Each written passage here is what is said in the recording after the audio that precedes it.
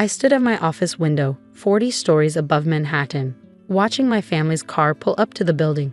Even from this height, I could recognize my sister Olivia's perfect posture as she stepped out, followed by my parents. They had no idea they were about to walk into a meeting with the daughter they'd disowned 10 years ago. My assistant's voice crackled through the intercom. "Ms. Bennett, the Eastwood financial team has arrived for the merger meeting. Send them to the main conference room," I replied, smoothing my Armani suit. "I'll be there in 5 minutes." 10 years. A decade since that night when my family had thrown me out, all because I'd chosen computer science over joining the family's financial firm. The memory was still sharp as glass. No daughter of mine is going to waste her life playing with computers. My father's voice had boomed through our mansion's mahogany-paneled study. The Eastwood name means something in this city. We're bankers, not tech support. I was 18, fresh out of high school, clutching my MIT acceptance letter like a shield. "Dad, please, technology is the future. I can build something meaningful." Meaningful. My mother's laugh had been cold as winter. "Your sister is already managing client portfolios, and you want to sit in a basement writing code." Olivia had stood in the doorway, arms crossed, satisfaction gleaming in her eyes. At 21, she was everything my parents wanted, the perfect Eastwood daughter, following the predetermined path into high finance. "You have a choice," my father had declared. "Either you accept your place at Wharton and join the family business, or you leave this house with nothing. No trust fund, no connections, no family name to open doors." I looked at each of their faces, my father's rigid authority, my mother's disappointed disapproval, Olivia's smug certainty that I'd cave under pressure. In that moment, something inside me had hardened into diamond. Then I choose nothing. I'd walked out that night with a backpack containing my laptop, a change of clothes, and the $3,000 I'd saved from summer jobs. They thought they were teaching me a lesson about respect and family loyalty. Instead, they taught me how to build an empire from scratch. The first year was brutal. I worked 3 jobs while attending MIT on scholarships and student loans. Barista in the morning, library assistant between classes, coding freelance projects late into the night. My dorm room became my first office, my roommates' complaints about my late-night typing a constant soundtrack. But I was building something. The code I wrote between coffee runs and library shifts was laying the foundation for what would become next-gen solutions. Though back then, it was just a dream encoded in endless lines of programming. By sophomore year, my financial algorithm caught the attention of a small tech incubator. While Olivia was making partner at Eastwood Financial, I was sleeping on a futon in a shared workspace, pouring everything into my startup. The breakthrough came during my junior year. My trading algorithm didn't just analyze market patterns, it predicted them with uncanny accuracy. Venture capitalists started circling. But I remembered my father's lessons about maintaining control, even if I'd rejected everything else he stood for. I took smaller investments from multiple sources, never giving away too much equity. I kept my identity private, using my mother's maiden name, Bennett, and avoiding publicity. The tech world knew Monica Bennett as a voice on conference calls, a signature on contracts, a brilliant mind who valued privacy. No one connected the mysterious founder of Next Gen Solutions with Monica Eastwood, the disowned daughter of banking royalty. By graduation, Next Gen was worth $50 million. While my family attended Olivia's wedding to another banking scion, I was signing contracts worth more than the entire ceremony cost. 5 years after being kicked out, I bought my first penthouse, ironically, in the same building where I'd grown up. I watched my family come and go, living their lives 4 floors below, never knowing their disgraced daughter was living in the top floor suite. Now, 10 years later, Eastwood Financial was failing. It missed the tech revolution, dismissed cryptocurrency as a fad, ignored the rise of algorithmic trading. Their clients were jumping ship to more innovative firms, many of them quietly managed by next-gen superior technology. And they'd come to next-gen solutions, hat in hand, hoping to arrange a merger that would save their company. They had no idea they were about to negotiate with a daughter they'd thrown away. My phone buzzed. Olivia was calling from the conference room, probably annoyed at being kept waiting. The great Eastwoods didn't like to be kept waiting. I let it ring. Let them sit there, in my conference room, surrounded by the empire I'd built without their name, their money, or their approval. Let them feel what it's like to be powerless, waiting on someone else's time. I checked my reflection one last time. Gone was the teenage girl with dreams of coding. In her place stood a woman who'd built a billion-dollar company through sheer determination and brilliance. Ms. Bennett? My assistant's voice again. They're asking how much longer. I smiled, picking up the folder containing the merger agreement, or rather the acquisition agreement they hadn't realized they were about to sign. Tell them the CEO is on her way. The walk to the conference room felt like walking through time. Each step took me closer to the moment I'd imagined countless times over the past decade. The moment when they'd realized that the daughter they dismissed as a failure now held their fate in her hands. I paused outside the heavy oak doors, hearing their muffled voices inside. Olivia's sharp tone carrying through. This Bennett woman better be worth all this waiting. Who does she think she is? I smiled. They were about to find out.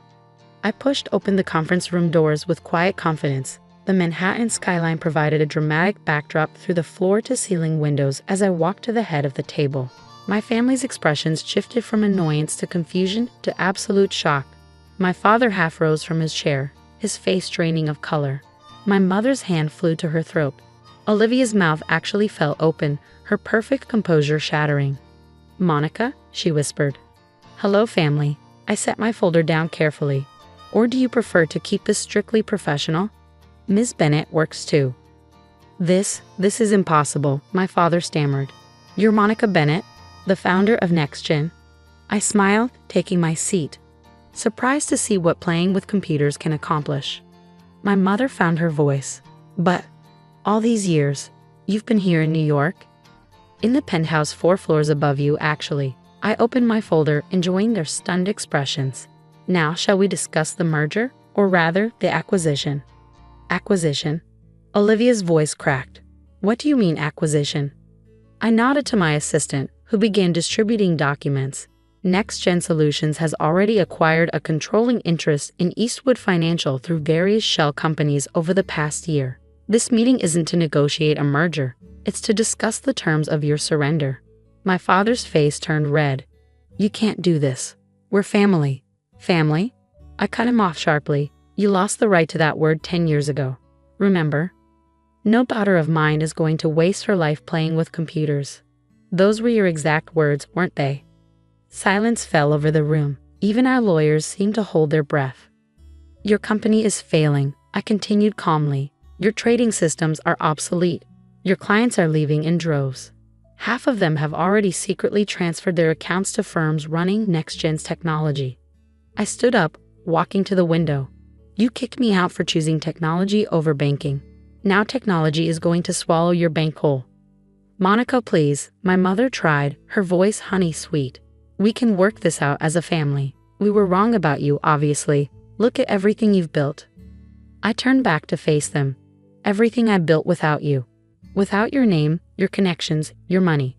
That's what makes this so delicious. I succeeded not in spite of you throwing me out, but because of it."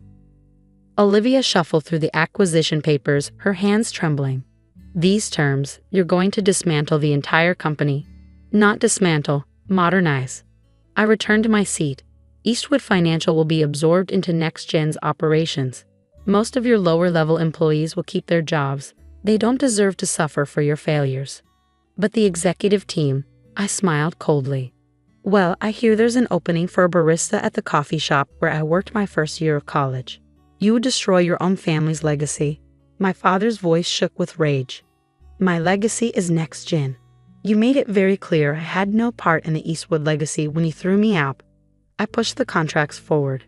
"Sign, or I'll call an emergency shareholder meeting and have you removed from the board.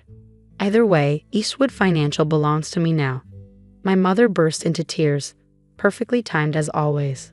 Olivia looked like she'd swallowed something sour. My father just sat there, decades of arrogance crumbling before my eyes. One by one, they signed. As they stood to leave, defeated and humiliated, I called out, "Olivia?" She turned back, trying to maintain her dignity. "That corner office of yours?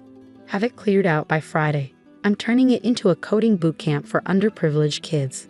After they left, I returned to my window, watching their expensive cars pull away from the building. My assistant appeared with a glass of champagne. "Congratulations on the acquisition," he said. though I suspect this was about more than just business. I took the glass, remembering that scared 18-year-old girl who'd walked out into the night with nothing but a laptop and determination. Sometimes success isn't just about proving them wrong. It's about becoming so powerful that they have to sit across a table and watch you sign their failure into existence. The press release went out an hour later. Tech giant NextGen Solutions acquires historic Eastwood Financial. My phone exploded with messages from long-lost relatives suddenly remembering their dear cousin Monica. I ignored them all. The next week, I moved my office into the former Eastwood Financial headquarters. I had all the old portraits taken down, the generations of stern-faced bankers who'd built their fortune on tradition and exclusion. In their place, I hung a single framed photo, my old student ID from MIT. My family still tries to contact me sometimes, through lawyers and intermediaries. They want to reconcile now that I'm worth billions, but I learned long ago that true family doesn't have a price tag. The company? It thrived. NextGen's technology revolutionized the financial industry, while the Eastwood name faded into obscurity. My father retired in disgrace.